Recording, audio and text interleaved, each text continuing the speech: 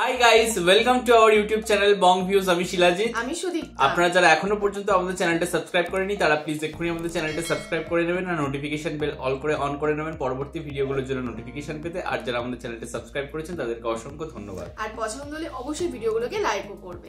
তো আজকে আমরা নিয়ে চলে এসেছি অপর একটি ইসলামিক ভিডিও নিয়ে। আজকের ভিডিও টাইটেল হচ্ছে আল্লাহ যা করেন বান্দার ভালোর জন্য করেন, ওস্তাদ নোমান আলী, এবং চ্যানেল নেম হচ্ছে ইসলামিক ডিরেকশন।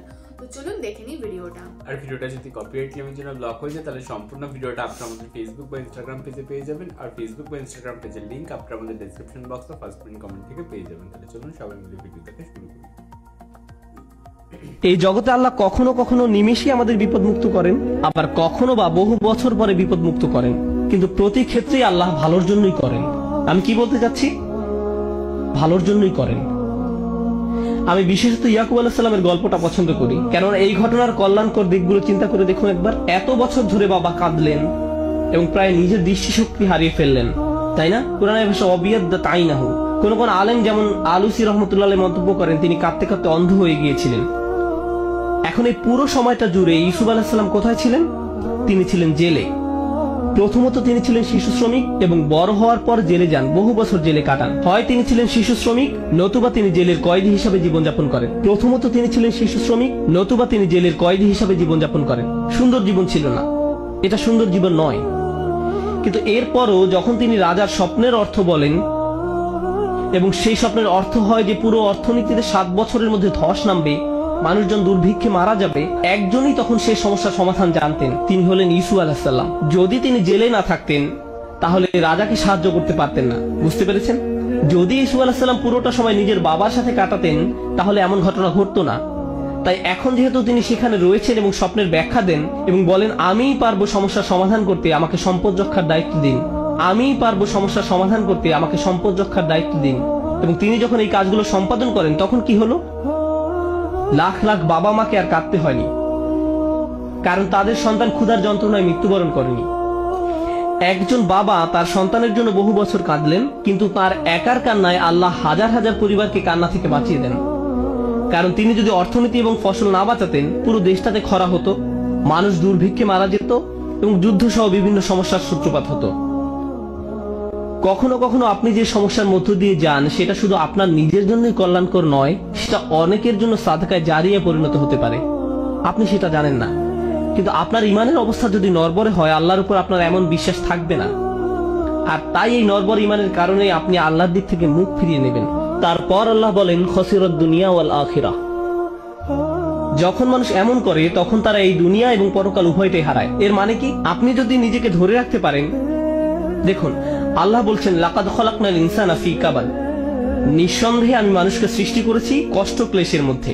আপনি আল্লাহকে বিশ্বাস করুন আর নাই করুন, আপনার জীবনে চ্যালেঞ্জ থাকবেই। আপনি আল্লাহকে বিশ্বাস করুন আর নাই করুন, জীবিকা উপার্জন করতে আপনাকে প্রচুর পরিশ্রম করতে হবে, অসুস্থতার সাথে লড়াই করতে হবে।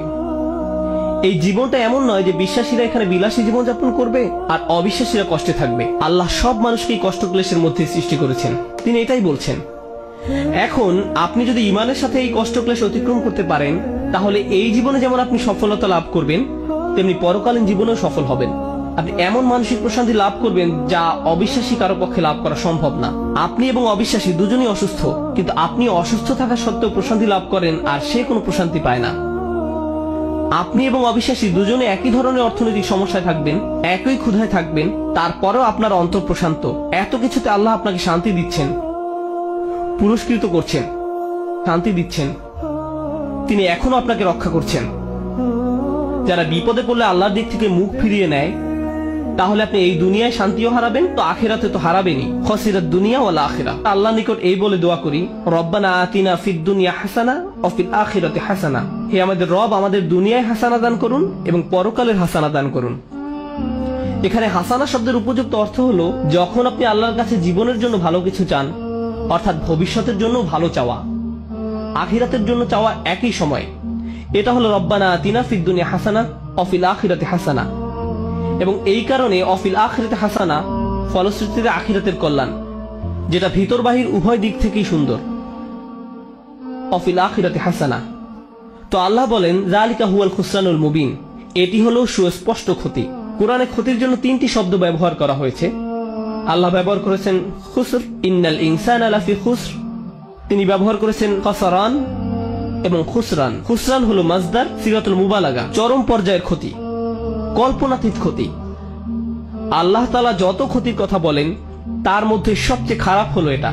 এমন একজন যে সত্যিকারের ঈমানদার ছিল, যখন সময় খারাপ হয়ে পড়ে তখন ঈমান হারিয়ে ফেলে, যার ফলে সে এই জীবন এবং পরকাল উভয়টাই হারায়। তার কিন্তু সব ছিল, আল্লাহ তার জন্য সব সাজিয়ে রেখেছিলেন, তার জন্য সব সাজিয়ে রাখা হয়েছিল।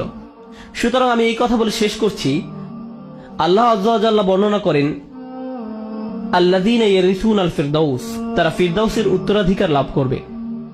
অবাক করা শব্দ। আল্লাহ অনেক জায়গায় বলেন তারা জান্নাতে প্রবেশ করবে, কিন্তু সূরাতুল মুমিনে আল্লাহ বলেন তারা জান্নাতের উত্তরাধিকার লাভ করবে। আপনারা জানেন উত্তরাধিকার হলো তা যা আপনি আপনার পূর্বপুরুষের কাছ থেকে পেয়ে থাকেন। আপনার পরিবারই তার মালিক ছিল। রাসূল সাল্লাল্লাহু আলাইহি ওয়াসাল্লাম আসলে এটাকে এভাবে বর্ণনা করেছেন, এর দুটি ব্যাখ্যা রয়েছে। জান্নাত আমাদের পিতা আদম আলাইহিস সালামকে দেয়া হয়েছিল, তাই আমরা এর জন্য ইতিমধ্যে যোগ্যতা সম্পন্ন, ইতিমধ্যেই। সুতরাং আমরা মিরাস হিসাবে সেখানে দাখিল হব, আমরা উত্তরাধিকার সূত্রে এটা লাভ করব। কিন্তু আরেকটি সুন্দর হাদিস আমি পেয়েছি যখন আমি এটা নিয়ে অধ্যয়ন করছিলাম, ফিরদাউস নিয়ে পড়ছিলাম। রাসূল সাল্লাল্লাহু আলাইহি ওয়াসাল্লামের এক বিস্ময়কর হাদিস। রাসূল সাল্লাল্লাহু আলাইহি ওয়াসাল্লাম বলেন, আল্লাহ জান্নাতুল ফিরদাউসের সকল মানুষের জন্য ঘর তৈরি করে রেখেছেন। আল্লাহ জান্নাতুল ফিরদাউসের সকল মানুষের জন্য ঘর তৈরি করে রেখেছেন, সকল মানুষের জন্য, শুধুমাত্র বিশ্বাসীদের জন্য না। কিন্তু কিছু মানুষ ওখানে যেতে চায় না। বিশ্বাসীরা যখন যাবে তখন তারা অনেক খালি ঘর দেখতে পাবে, সুতরাং তারা সেই ঘরগুলো উত্তরাধিকার সূত্রে পাবে। আল্লাহ আমাদেরকে তাদের অন্তর্ভুক্ত করুন যারা উত্তরাধিকার সূত্রে জান্নাতের ঘর পাবে, তাদের নয় যাদের ঘর খালি থাকবে। যে ঘর আল্লাহ আমাদের জন্য বানিয়েছেন সেগুলো এখনই সেখানে আছে। আপনার প্রতি আল্লাহর প্রত্যাশা রয়েছে যে আপনি সর্বশ্রেষ্ঠ জান্নাতে প্রবেশ করতে পারবেন, সুতরাং এটা নষ্ট করবেন না। দুর্বল ঈমান নিয়ে থাকবেন না, আল্লাহর প্রতি নিজের বিশ্বাস হারাবেন না। জীবনের কঠিন সময়গুলোকে এভাবে দেখুন, আল্লাহ দেখতে চান আপনি সেই ঘরগুলোর জন্য কতটুকু মূল্য দিতে চান। আল্লাহ আমাদের কঠিন সময়গুলো তার সহায়তায় পার করার তৌফিক দিন, এবং যাতে আমরা কখনোই কোনো পরিস্থিতিতেই তার উপর থেকে বিশ্বাস না হারাই। বারাকাল্লাহু লি ওয়া লাকুম। আসসালামু আলাইকুম ওয়া রাহমাতুল্লাহি তাআলা ওয়া বারাকাতুহু। দেখলাম হচ্ছে ভিডিওটা, তো এখানে খুব সুন্দরভাবে আর কি ব্যাখ্যা করা হলো, যদিও এটা কেন মানে ওই রকম ভিডিও ভাবে দেখতে পাইনি আমরা, স্টিল ফটোর ওপর ছিল, তো ওটাই কোথাও গিয়ে খারাপ লাগলো। যাই হোক, তো শুধু সোনার উপরই আমাদের জোর দিতে হয়েছে এখানে। হ্যাঁ, তো যাই হোক, মোদ্দা কথা এটাই ছিল এখানে যে যা কিছু হচ্ছে ভালোর জন্য হচ্ছে, বা আল্লাহ সবটাই দেখছেন, তিনি সর্বশ্রেষ্ঠ পরিকল্পনা আমাদের জন্য করে রেখেছেন। আপাত দৃষ্টিতে আমাদের যেটা যতই খারাপ লাগুক না কেন, কষ্ট দিক না কেন, বাট আলটিমেটলি সেটা আমাদের জন্য ভালো। এবং আল্লাহ তিনি হচ্ছেন সবার ওপরে, তিনি আমাদের সৃষ্টিকর্তা, এবং তিনি জানেন যে কার জন্য কোন জিনিসটা ভালো, এবং তিনি সেই মতোই সবার জন্য সেই রকমই পরিকল্পনা করে রেখেছেন। এবং তিনি চান যেন সবাই আমরা জান্নাতি হই, মানে আল্লাহকে যারা বিশ্বাস করে আর কি। এবং তিনি মানে যেহেতু মানে আপনাদের মুসলিম মানে ইসলাম অনুযায়ী হচ্ছে আদম তিনি জান্নাতি হয়েছেন, তো উত্তরাধিকার সূত্রে প্রত্যেক মুসলিমই হচ্ছে জান্নাতি হবে, বা প্রত্যেক মুসলিমের জন্য জান্নাতে ঘর রয়েছে, কিন্তু অনেকে সেখানে যেতে চান না, তো সেইখানে সেই ঘরগুলো ফাঁকা থাকবে। তো এইটাই আপনাদের জন্য মানে উপদেশ হচ্ছে বা আহ্বান করা হচ্ছে যে যেন আপনারা সর্বোত্তম যে মানে কি বলে মানে সব থেকে কষ্টের সময়ও আপনারা আল্লাহকে ডাকুন, আল্লাহর ওপর ভরসা রাখুন, তাহলে অবশ্যই জান্নাতি হবেন, বা আল্লাহ আপনার জন্য যা করবে সেটা অবশ্যই আপনাদের জন্য মঙ্গলদায়ক হবে। এবং আল্লাহর উপরে বিশ্বাস আর ঈমান রাখাটা এখানে খুব জরুরি হিসাবে বলা হলো, এবং বলা হলো যে যারা অবিশ্বাসী রয়েছে বা যারা বিশ্বাসী রয়েছে ইসলামের প্রতি, তারা দুজনে যদি একই পরিবেশে বা একই পরিস্থিতির মধ্যে থাকে, অবিশ্বাসী যে রয়েছে সে তার খুব কষ্ট বা এই মানে সেই জায়গা থেকে উদ্ধার করার বিষয়টা আর কি অনেক কঠিন হবে, কারণ হচ্ছে সেই ইসলামে বিশ্বাস করে না বা আল্লাহর উপর আস্থা রাখে না। তো আল্লাহ সব সময় চাইবে যে তাকে বিশ্বাস করে বা যে তাকে মেনে চলে বা যে তার জন্য প্রার্থনা করে, তো তাকে সবসময় সেই জায়গা থেকে উদ্ধার করা এবং মানে একটা প্রশান্তি বা শান্তি দেওয়া, তার মানসিক শান্তি যেন বজায় থাকে একই পরিস্থিতিতে থেকেও। তো সেটাই হচ্ছে অবিশ্বাসীরা যাতে আল্লাহর প্রতি বিশ্বাসে আসে এবং তারাও যেন সেই জান্নাতের ঘরটা আর কি পায়, তো সেই হিসাবে তিনি চলতে বলেছেন। এবং কোথাও গিয়ে এখানে ইসলামের বিশ্বাসের কথা বারবার বলা হয়েছে যে পরিস্থিতিতেই থাকুক না কেন আমাদের সবই হচ্ছে পূর্ব নির্ধারিত, এবং মানে যতই কষ্ট আসুক না কেন সেটা হয়তো কোথাও গিয়ে আমাদের ভালোর জন্যই হবে। মানে কোনো কিছুই যে ঘটছে সেটা যে বাজে ঘটছে সেটা নয়, অকারণে ঘটছে সেটাও নয়, মানে যেটা ঘটছে তার পেছনেও হয়তো আগে পরে কোনো কারণ রয়েছে, বা পরে হয়তো সেটা আমাদের অনেক ভালো কাজে আসবে বলেই এখন এই খারাপ কাজটা করছে।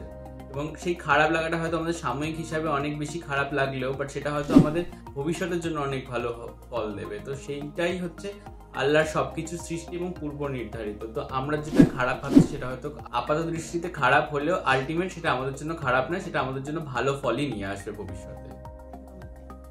এই ধরনের ভিডিওগুলো অনেক শিক্ষণীয় হয়, মানে আমরা নন ইসলাম হয়েও আর কি, মানে নন মুসলিম হয়েও আমরা শিখতে পারি, জানতে পারি, নিজেদের ব্যক্তিগত জীবনে ইমপ্লিমেন্টেশন করার মতো বিষয় এগুলো। একদমই তাই। তো ডেফিনেটলি ভিডিওটা খুবই ভালো ছিল, খুব ভালো লেগেছে আমাদের এবং আশা করছি আপনাদেরও ভালো লেগেছে। যদি ভালো লেগে থাকে অবশ্যই লাইক করবেন, কমেন্ট করবেন এবং সাবস্ক্রাইব করতে ভুলবেন না। আর সাবস্ক্রাইব বাটনের পাশে জয়েন বাটন পেয়ে যাবেন, সেখানে কিছু ফেসিলিটিস দেওয়া থাকে। আর আপনারা চাইলে আমাদের যে ফেসবুক ইনস্টাগ্রাম পেজ রয়েছে সেখানে ফলো করতে ভুলবেন না, লিঙ্ক ডিসক্রিপশন বক্সে পেয়ে যাবেন। আর আমাদের সাথে কানেক্টেড থাকার জন্য আমাদের যে ফেসবুক গ্রুপটা রয়েছে সেখানে আপনারা জয়েন করে আপনাদের মনের মতো সমস্ত কিছু পোস্ট করতে পারেন, তার লিঙ্কও ডিসক্রিপশন বক্স চেক করলে পেয়ে যাবেন।